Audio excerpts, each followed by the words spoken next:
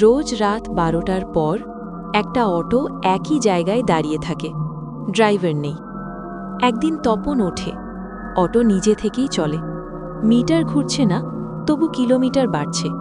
রাস্তায় কোনো মানুষ নেই।